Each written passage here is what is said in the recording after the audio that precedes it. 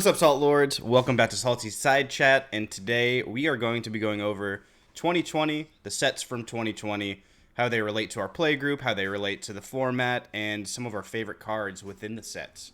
So we're going to go ahead and start off with the first set of the year that I forgot about, and I'm sure you probably have too, Theros Beyond Death.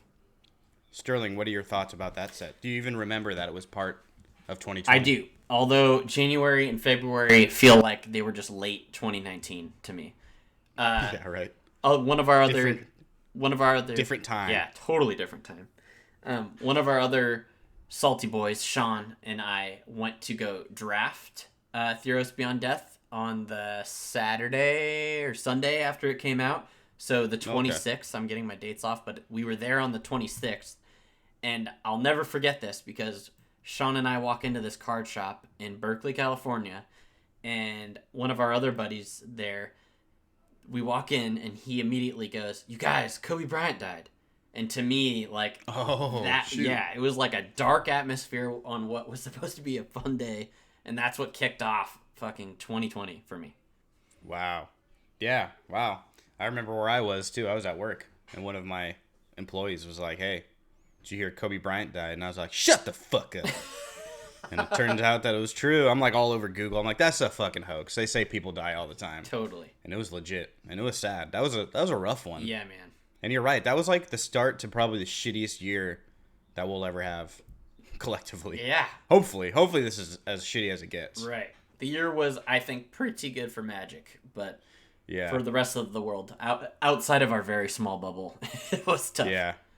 Yeah, and then Theros, like, it had I felt like it had such potential, and it was, like, getting talked up super big, and people were excited to have the gods back and all this kind of stuff, and then it released, and then just the world went into chaos, and people kind of just forgot about it. I loved the first set they came out with. They had some of the coolest cards to me, and I love Greek mythology. It's Greek, right? Yeah. Theros, yeah, pretty sure. I love Greek mythology so much, so I was really excited to dive back into that and have more cards, just more cards of the same flavor. And they seemed a little bit lackluster to me overall, if I'm going to be honest. Yeah. Yeah, but you could have just been in a bad mood when it got released. That's true. That's very true. Your vision was skewed. That's very true. You know? But it still had some really good cards. My favorite card from the set is actually Dryad of the Elysian Grove and Nyx Bloom Ancient. Nice. Nyx Bloom Ancient's the 4 green, and green, right? Yeah. And it triples your mana. Yeah. So, and then Dryad of the Elysian Grove just lets you play an extra land. Both of those could work so well in any green deck. Exactly. There's staples. I mean, Nyx Bloom Ancient is kind of expensive. It's like $30, I think. Ooh. So I don't even own one, but if I were to ever get my hands on it, I would definitely slap it to like my Sirach deck or something and do all kinds of crazy shenanigans. For sure. What about yours? What was your favorite card? So my favorite card out of that was Shadow Spear. Probably a little bit because I got it in a pack that day and I was really excited to use it. But okay. I really like cards that mess with the norm a little bit. I don't like when they break the game, but I like cards that answer things that are hard to answer previously. So this card, when you pay 1, it's an equipment that gives your creature lifelink and trample. But if you pay 1, it removes hexproof and indestructible from your opponent's creatures. So oftentimes if someone can bust that out, get their creatures hexproof and indestructible, it's kind of like, well, what do I do now? So this card is an answer to that. So the game isn't over when someone else has that kind of crazy board state. Yep. Very true. I like that as well. Yeah, so I dig cards like that. And also, Theros Beyond Death has some crazy cards for our format, right? Namely, Oracle of Thassa, which is a CEDH win condition now. Absolute right? staple. That pretty much is a better version of Lab Maniac. Yeah, absolute staple. You'll see it in blue decks all over the place now. Yep. I don't like that kind of thing, but for the CEDH people out there, it's a great card, you know? Yeah, totally. Other bombs for that set, I think what your favorite cards were, Elysian Grove and Nyx Bloom Ancient. I think we'll see those in play for a long time. Yeah, absolutely. Okay, breaking into the next set, This one was delayed and eventually came out on May 15 this year. IKORIA, LAIR of Behemoths. I was really excited for this set. It's one of my favorite Magic sets to come out in a long time. I love the theme. I love the mechanics. I love the art. I love the Godzilla tie-ins. It was keeping me going early 2020, man. I was really excited about this set, and I was so bummed when it got delayed. And I was so excited about this set that I found people who were able to still get cards from China because it was still released in China on time. So I was like getting cards from people before so I could use the cards earlier. But we opened up a couple packs, right, of this stuff online, or not on our channel, but we. Oh, that's right. Who was Go it? check out Cards with Michael. He is an amazing YouTuber who does unboxing videos. And when he was just getting started, Keith and I opened collector's edition packs with him. And it was super fun. So Cards with Michael, we'll put a link to him below. Yeah. Dude, do you remember the race to get Space Godzilla? Right? How crazy Space Godzilla Death Corona was going to be because of the whole coronavirus. And it was going to be like a $500 card. And then next thing you know, it's probably like $7 now. And you got like 3 of them, didn't you? I should have sold them on the spot. They dropped so hard. I'm going to hang on to them now. I mean, they're not worth selling if they're just $7, but... Yeah. Have you looked up what is the actual price of those? I'm going to look it up. Space... It is Space Godzilla, right? It's a Death Corona. Which Corona, is why Space everybody Godzilla? thought it was going to be such a big deal. Because Magic... It's Space Godzilla Death Corona, right? So everybody thought, or Magic the Gathering had been planning this set for years and years and years. Guess how much the market price is on this card? $475. $371. I was close. From a card that was supposed to be in the hundreds. It was in the hundreds at some point, and people probably bought it in the hundreds. Yeah. That's a fair warning for everyone to just chill out. Let's see how this thing goes. Yeah. You know what I mean? Totally. Don't make any hasty decisions. Yeah, unless you could sell it. I would say if you could sell something for that money, do it. Yeah, well, I mean, if you pull in a pack and you could sell it, sell it when the going is hot. My mistake here is I never bought one, but I got 3 in packs, and I could have sold each for like in the hundreds. So there you go. Yeah. Should have done that. So what are your favorite cards out of this set? Favorite cards out of IKORIA. Let's see. You start with your favorite cards. So my favorite was Illuna Apex of Wishes / the alternate art Ghidorah King of the Cosmos. It kind of exemplifies everything I like out of this set. The altered art version and the Godzilla version look amazing. They are so cool. And the mechanic is Mutate, which is a mechanic I don't think is like necessarily super powerful, and I don't think people took to it a whole lot. So I don't imagine it coming back ever again. But it's very fun, and it's like my dream mechanic. You just combine a bunch of monsters into one super monster, and this thing was just so cool. Big creature that looked like some metal album art. It was amazing. Yeah. And my favorite cards were, of course, the Triumphs, right, were a big deal. Yeah. And we could talk about that as format staples as well. But I think, like, creature-wise and flavor-wise, Obosh the Prey Piercer is up there for me. So cool. I mean, especially since I put it in my Vial Smasher deck now. Yeah. And Vial Smasher is an odd, so I could deal twice as much damage. So good. It. Perfect fit. I love that kind of chaosy, random feel to stuff, you know? Totally. And that's like what the whole set was like. It was like monsters, mayhem, chaos. So I think Obosh is perfect for your deck. Love it. So some bombs for this set. You guys probably already know this. These are all absolute staples now. Yeah. We got what are they called? Just the lands you don't pay for if your commander's out, or the cards you don't pay for if your commander's out. I don't. Yeah, well, I mean, they came out in the pre-cons, right?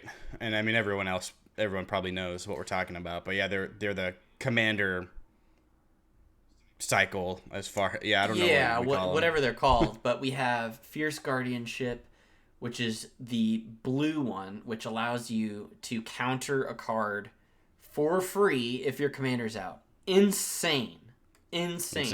So what I love about all these cards is you could be totally tapped out and your opponent just has no idea. I mean, they would have to really think about it. they're tapped out, but their commander's out, so they might have one of these cards in their hand. So it's just so powerful. It gives you so many options. Allows you to tap out and still use this thing. Yep. And next we have Deflecting Swat, which I think it's not the most powerful. Fierce Guardianship is for sure, but Deflecting Swat might be the most fun. Yeah, it's my personal Me favorite. too. I use it all the time Me too. in Vile Smasher. It's so fun. Deflecting Swat is the red version.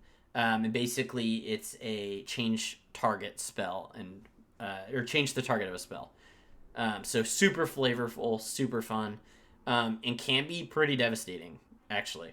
Yeah, absolutely. In Deadly Rollick, I would say actually we go Fierce Guardianship, Deadly Rollick, then maybe Deflecting Swat. You guys comment below and tell us what you think. But Deadly Rollick is the black equivalent, and that exiles a creature for free if your commander's out. So it's a black exile spell, which is pretty rare, which makes me think it's very, very powerful.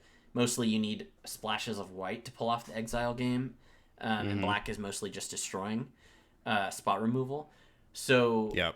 a black card you play for free if your commander's out that exiles is pretty damn good. Yep, gets around indestructible. Yeah. Gets around a lot of tricky stuff that other things have a hard time dealing with, and that black has a hard time dealing with. Yeah.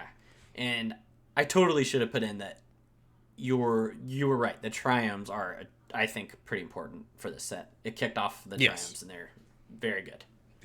Yep. Three lands, or three, right? 3 colors, and you could fetch them. Yeah, and the next ones are coming out soon. I'm not sure if they're coming out in call time, but they're coming out this year, I believe. Yeah. We don't have all the sets yet, but we have quite a few. Yep. All right, and then we're going to move on to Core Set 2021, released on July 3rd. This is one of those sets to me that I just really forget about. Like, completely, Totally. doesn't really stand out to me.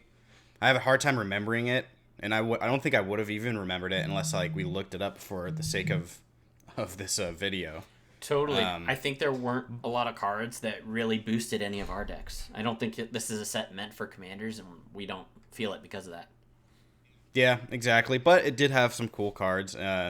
Notably, one of my favorites is Ren and Stimpy, or Ren and Siri. I was wondering what you meant by Ren and Stimpy. Yeah.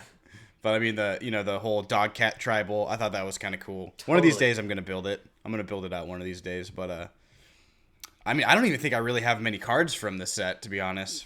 I just wasn't... Me neither. Didn't jump out at me. I bought quite a few for our Zendikar Rising decks. But I didn't buy a box or anything for this one. My favorite card out of this was Fiery Emancipation, because I'm a red player and I could literally never get enough of cards that deal double, triple damage. And this one is enchantment that allows you to deal triple damage to an opponent from a source you control. So super powerful. The card's pretty expensive now. I just want to put it in every red deck, even if it doesn't fit, because it's just so fun. Yep. And then a notable staple that came out of 2021 for our format is Terror of the Peaks. Yeah. Opponents. Yeah, this is a really good card. So I'm pretty sure this is the one that says opponents can't use spells that cost life to target Terror of the Peaks, rather. Right? Is that the one? I'm pulling it up right now. Don't worry. I should have all these memorized. Sorry, guys. Terror of the Peaks states, flying, spells your opponents cast that target Terror of the Peaks cost an additional 3 life to cast. Whenever another creature enters the battlefield under your control, Terror of the Peaks deals damage. Oh, so it's an Impact Tremors type card. Yeah. So I think this one's much more relevant for other formats, but it's pretty good in ours because it allows you to do that whole, I'm going to bring out tokens, bring out a shitload of creatures, and all of their power deals damage. So that's always a pretty good play in Commander. Yeah, and it's good for dragon decks for sure, Yeah, big beefy dragons. Yeah, it finds a home in a lot of those dragon decks, I think. Again, this set wasn't built for Commander players, which is fair. They have to release stuff that's for everybody. Yep. Okay, coming up on this set is a set I absolutely forgot about, and Keith reminded me. I had to remind you about it. He completely reminded me like 30 minutes ago. We have Jumpstart that came out in July 17, 2020, and I forgot about this so hard that like I even bought a couple of cards from it and don't recall like when they came out. I just saw the cards being advertised online and I bought them and didn't even connect the dots. What about you? Do you remember this thing? Well, obviously. No, not really. I mean, it kind of like it was like a 5-minute ordeal for me. Like, oh, Jumpstart, and it had some really cool cards, and it was advertised with crazy reprints, and then just I couldn't even find it anywhere, to be honest. I guess it fell victim to like insane delays and production issues and stuff like that. So it totally didn't make it my way at all. Totally. But a cool card from Jumpstart is Tiny Bones, Trinket Thief. And I think, let me pull him up. See, we don't know it so much that like I have to research these guys because I've never even seen one in person. So at the beginning of each end step, if an opponent discarded a card this turn, you draw a card and you lose 1 life. And then 4 black and a black for an activated ability. Each opponent with no cards in hand loses 10 life. And Tiny Bones is 1 and a black for a legendary creature, Skeleton Rogue. Pretty sweet. Yeah, I think he's pretty flavorful, pretty cool, pretty fun. You should build one. Yeah, he's like $40 though. I'm not gonna spend $40 on it. That's what I'm saying. They need to pump this thing out so that some of these prices go down. What was cool about this set is that it came up with a lot of good reprints. So my favorite card out of this set is one of my favorite cards in general is Reanimate. I've used this card in different formats, and I still use it in this format. And I've used it since we started playing Magic. It's one of my favorite cards of all time. Yeah. And it's so strong, and it needs, in my opinion, to just be reprinted over and over so people can keep playing with it. It's so good. Yeah. Some notable reprints. This for us, like Commander players, I think the reprints are where we get the most value out of this set. Absolutely. And there are literally too many to name. So we're just going to go over some bombs right now. Allosaurus Shepherd. That's the low drop, your green spell can't be countered guy. It's $100 right now. Crazy. Even with the reprint. We have Craterhoof. Everybody knows Craterhoof. Yep, everybody knows Craterhoof. I mean, he's at a low 40, which is still crazy. Still crazy. Yep. Rhystic Study, huge. How much is that now? Rhystic Study, probably like $20, $25. That's not bad when you look at its history. Oracle of Moldiah, green staple. Yeah, that's like a $30 bill probably. Yeah. And then, this one, Bruvac, the Grandiloquent.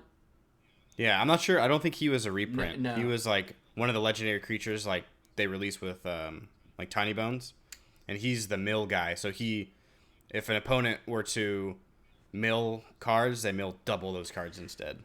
Making it commander viable, he's a blue, which is great. Yeah, blue wizard, and just doesn't sound something that I want to go up against. Wait, to be honest. So how would it work if someone had to do that card? What is it, like Mind Funeral or Traumatic something, where you have to mill half your deck? Would they just lose?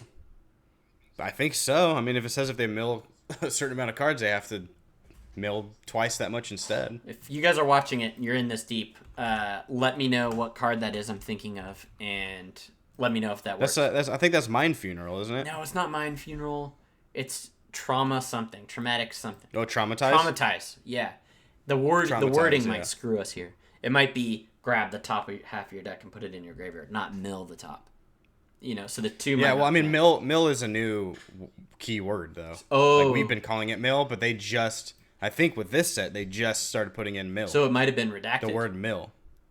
So maybe. So if an opponent, so the way that it works now is if you can just assume that when a card tells you to put cards from the top of your graveyard into your library, that's milling. Mm-hmm. So if an opponent would mill 1 or more cards, they mill twice that many cards instead. And then to mill a card, a player puts the top card of their library into their graveyard. Oh god, what colors is this guy? What do you think? It's got to be blue, but anything else? Yeah, 2 and a blue, baby. Oh, perfect. Sean, when you better be watching this because it's on our channel. But when you get to this part of the video, this is me telling you got to put it into Mirko. Yeah, and then once you put it into Mirko, just toss it into the river. Oh, God. And then we'll just never play with Mirko again. See, I play with a lot of Graveyard Matters decks, so I have no problem playing against Mill. I hate it. Okay. Yeah, you do hate Mill. I do. So salt-inducing. Okay. Next set, we got Zendikar Rising, which dropped on September 25th. Hopefully you guys have all seen our video where we did a Zendikar Rising decks battle. Yep. And my favorite card from Zendikar Rising is the commander that I use, which is IKORIA Fearless Voyager. I'm very happy to hear that, because I feel like those aren't your normal colors. No, it's definitely not. Red and white are my least favorite colors. But together with Boros, there's just something about Boros Totally. as a color combination, and it being so fucking terrible that it draws me to it, and I want to make it good. Yeah. You know? And I like being aggressive, so Boros lends itself to that strategy, you know? So, Yeah. And then IKORIA, which allows you to draw cards, which is something that Boros lacks in, you know? It was a perfect storm. And it's still one of my... I wouldn't say it's one of my favorite decks, but it's definitely one that I still have together, and I'm going to keep it together and play with it for years to come. And I just keep adding new stuff in, you know, as it gets released. Totally. There's something cool about, Boros isn't very good typically in Commander, so, when you find a commander that works, like IKORIA or Feather, it's, it doubles down on the coolness. Yeah, exactly. It's just fun. And then you could do things like infinite combos and not feel bad because you're in Boros. Or at least that's what you say to hopefully get your friends not to be salty. So, my favorite cards out of this were the modal lands. I don't know why Wizards didn't do this earlier. It's genius. And I'm not just referring to the two-sided lands. So one's a forest, one's a swamp. None of that. No. I'm talking also about the lander spell. Because, it just makes so much sense, dude. Early game, you want that land. The late game, you want that spell. It's so good. Yep. So good. Those are instant throw-ins to all your decks, I think. Yeah, I mean, why not put it in, right? Yeah, It's just too much versatility. Yeah. To where, if you're running, or if you can afford the card, or if you have the card, I would just put it into whatever color it is that you're playing, you know what I mean? Totally. The worst that happens is you get a land that comes into play tapped, right? But who knows when you're going to need that other side, that other spell. And a lot of them, the ones with the spells come into play tapped, the lands don't, which is great. And they're just labeled lands. They're not forests or swamps, so you can't search them with a lot of different ramp spells, but it doesn't matter. Mm-hmm. There are ways to just pull out lands. And imagine just you use a ramp card that says grab a land out of your deck, but you're really grabbing a spell. That's so powerful. Yeah. So powerful. And my favorite one out of those is Seagate Restoration, right? So it's 4 blue and a blue. Mm-hmm. And draw cards equal to the number of cards in your hand plus 1. You have no maximum hand size for the rest of the game. Is that the red one? Which, I mean, that's a hefty price. It's a blue. Oh. And then on the other side, it's an island, right? But you put it into your Yuriko deck, and if you flip that off with the Yuriko trigger, it sees the Seagate Restoration side, not the land side, right? Oh, so good. So it's just an easy way to get 7 damage into all your opponents. Totally. And then if you ever need it, you can play it. If not, you could just put it down as your land for a turn and be done with it, and it's already giving you value. So good.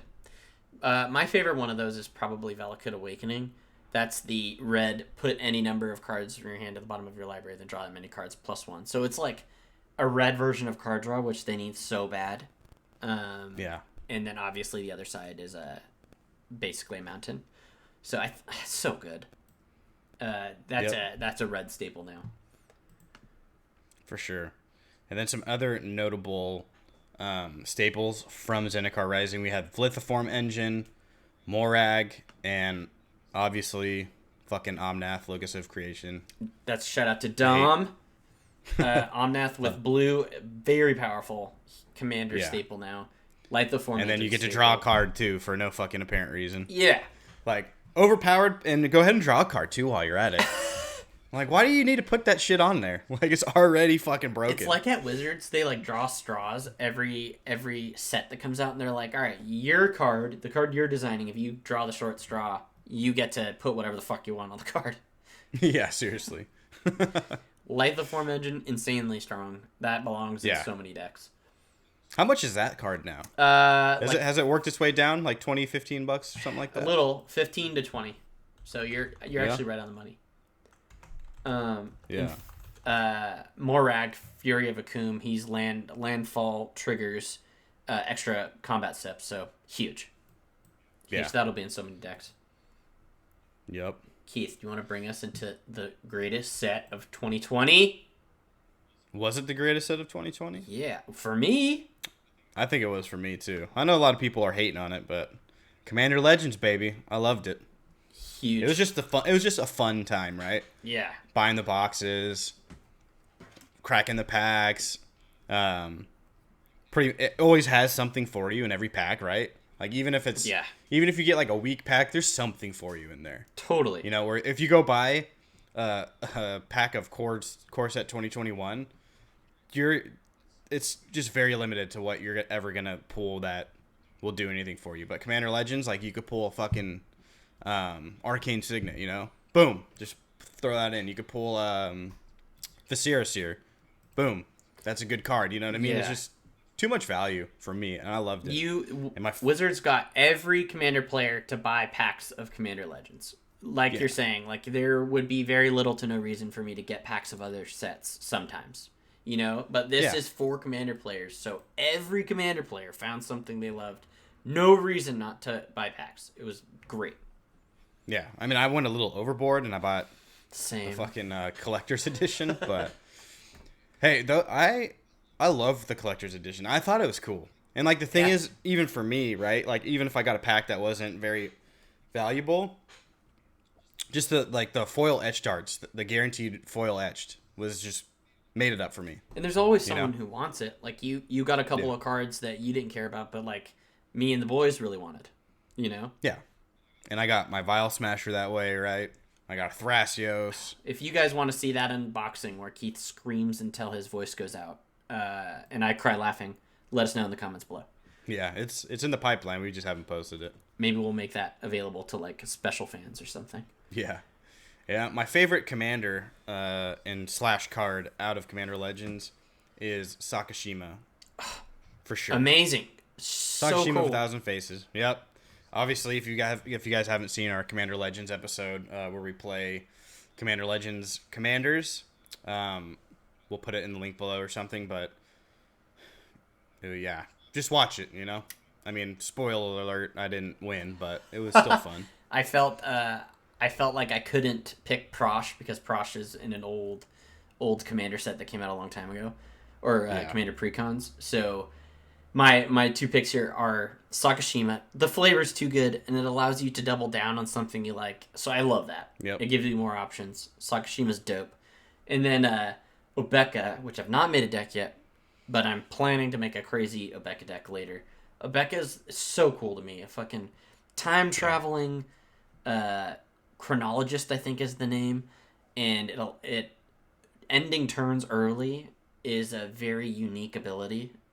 It's not seen in Magic very much, and it's very abusable. And it seems like a really fun deck to me. Like you pull out a card, and it's really, really strong, and you would be punished at end of turn for it. So you end the turn before it approaches, so there's no punishment for this crazy strong card.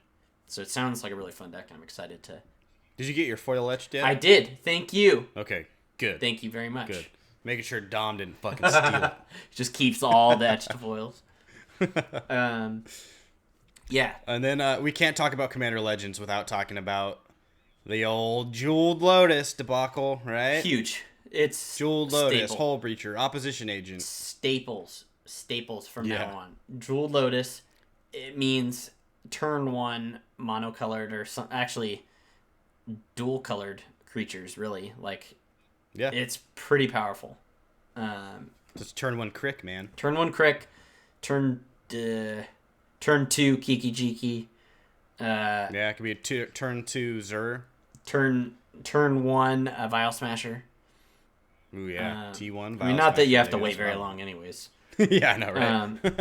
It's undeniably powerful, and we're gonna see it in decks forever. It's so good. Yeah, I pulled one. It's so good. And that's just sitting in my collection. I'm not gonna use it. You should use it. If you're not gonna sell it, you should use it. I don't know. Nah. That's like... I just want to have it. One day it's gonna go back up in price, and I'm gonna sell that bitch. Well, use it till then. And then we have Hull Breacher and Op Agent. They're like... So going back to the... what was that damn thing called? The Shadow Spear. I like these cards for the same reason, because they address things that I considered to be problems in the past.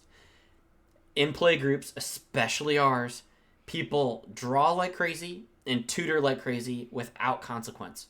And these cards put a stop to that. Yeah. Or answer that. And I think that is great. I love that. Yeah. So excellent. Yeah, you're right. I don't think everybody shares that same sentiment, but in our play group, for sure, man. Yeah. How many times does Dom just draw fucking 40 cards just out of nowhere? 5-10 cards out of nowhere, you know what I mean? People get really... Hull Breacher's ass. Yeah, people been getting really butthurt at these cards because you're effectively stealing like their tutor or their card draw. Yeah, but I feel like Vampiric Tutor like deserves to be punished. Maybe not the drawing cards as much, but like if you're gonna play a Vampiric Tutor and you're gonna get salty that someone steals your tutor, then you should be. You need to reassess your salt levels. Yeah, right. I think I mean it prevents end games like this. Allows for more balanced and longer, more fun games. What are you gonna vamp tutor for? The best card in your deck, the card that changes the game. So now, I'm not gonna allow you to get that Triumph of the Hordes, for example, or the Crater Hoof, or the Oracle of Moldiah, whatever. Whatever it has to be. Yeah, so huge, and often drawing leads to the end of the game if you have, hand size 20 cards. Yep, at least in our play group it does for sure. Yeah, so love these cards. Jewel Lotus, that's just gonna go straight into CD EDH. I don't think our group will play with it very much. Yeah. Hull Breacher and Op Agent, amazing, love them. Yeah, and those two are even a little bit more on the spicy end, you know. So I think some play groups won't enjoy playing with those cards. But that's the brilliance of Commander, right? If you don't enjoy it, your play group doesn't enjoy it, you don't have to play them. Totally. Right? We're a little bit more like on the competitive edge without being CDH, you know? Kind of somewhere on the higher middle end. Yeah, it feeds into our assault, for sure. Yeah, so I feel like Hull Breacher and Op Agent like make the cut, whereas Jewel Lotus doesn't, you know? So we're in that little area. Yeah, for sure. And something, our last topic here that I totally did not prepare you for in our notes that I was responsible for. Is there anything that you wished for and didn't get in these sets? Like, is there anything you were wishing in 2020 and did not get out of all these sets? Werewolves, yeah. Werewolves, yeah. Which we're getting in 2021, but, we're getting. 2020 was such a shit year that I could have used some werewolves, you know? They should have just given you that. Yeah. You know my answer. Until we get werewolves, anytime you ask me that question, the answer will be werewolves. Playable werewolves. Totally. Functioning EDH werewolf commander. I personally wanted, when I heard what they were doing for Commander Legends, I was hoping for more etched foils of cards I loved. Like, they did a lot of, like, older cards, like Legends. They're Legends, so to speak. And I was really hoping for a goddamn etched foil Gitrog, man. My favorite card of all time. And then very, very close second, Kiki Jiki. That would have been so great. Yeah. I would have loved that. Well, do you think that we'll get more etched foils? Do you think etched foil will be something that they do in their, their premium packs more often, their collector's packs? I think probably. I mean, I feel like the etched had a pretty good reaction, right? Yeah. I also am a big fan of the idea of keeping, like, what, they're all gimmicks, let's be honest. But, like, I like the idea of keeping the gimmick associated with the set. So, like, I would like it if they didn't release etched foils until Commander Legends 2. Okay. I would be cool with that. And then it's like, oh, now's the time to go get those etched foils. It's kind of like how you can only get those sick ass full art lands in the unsets. Yeah. I like that there's like a timing behind it, and it's like it makes it more special to me. You know. Yeah, I can agree with that. I could take it either way. They could wait, or they could do them more often, and I'd be fine with either way. For sure. I do like them. I really like the edge foils. They're beautiful. You know what? The camera doesn't do it justice. Like, if you're leaning on getting the card because you don't think it looks cool, but you really like the card, just get it. Just go buy it because they do look very great in person. Yeah, and most of them aren't very expensive anymore. Like, no. Sterling brought a Prosh when he was like $30, and now it's $3.28. I bought him for $15, so I still spent way more than I had to, but it wasn't that bad. And I would have. Have you seen his price now, though? Oh, it's dropped. He's literally like $2. Oh God, which is crazy because he's one of the best commanders ever. How does that make you feel? Does it hurt a little bit? The money, I never feel bad about spending money on Magic. I feel more offended on Prosh's behalf because he's legit one of the best commanders. Yeah, he is 286. Again, I will spend as much money as I have to on Magic, and I will never bat an eye. That's awesome. Thrasios is still up there. He's like still $30-$40. Thrasios will never go down. Thrasios is totally different. Very popular. Yeah, I almost bought a Vial Smasher at $30. Luckily, I didn't because he's like 15 now. Oh, and I pulled him in a pack. That's actually pretty nice. Yeah. Okay. But that is 2020 summed up in 20 minutes, 30 minutes. Good, because this is another one of those videos where I need to go back to work immediately. The story of our life here at Salty Side Chat. Sterling's got to go back to work. If I work with you, don't tell anyone. If you haven't subscribed, please subscribe and give us a like. It really helps us out. Yeah. And I want to hear everybody's thoughts. Like, what was your 2020 wins? What do you think that we could have done better in 2020? Are you just as upset as I am that we didn't get werewolves and that they're making us wait until 2021? If you've made it this far and you've watched the video and you've liked and subscribed and you leave a comment with your favorite card of each set, all the sets we just named, I will send you cool stuff ASAP. I will send you ASAP. Some you real heard cool him. stuff, and I don't mean just stickers. I'll send you some real cool shit. Some real cool shit. Maybe $20. Maybe like $20 worth of stuff, but I'm not going to send you $20 in the mail. That's weird. It's like I'm paying for your patronage. Yeah. I'm paying for you to give us likes, and that's I'm not above it. I'm not above it. Like our video, and I'll send you 20. But anyways, Salt Lords, thanks for tuning in. We will see you next time. Do everything that Sterling just said. And we love you. And bye. See you guys.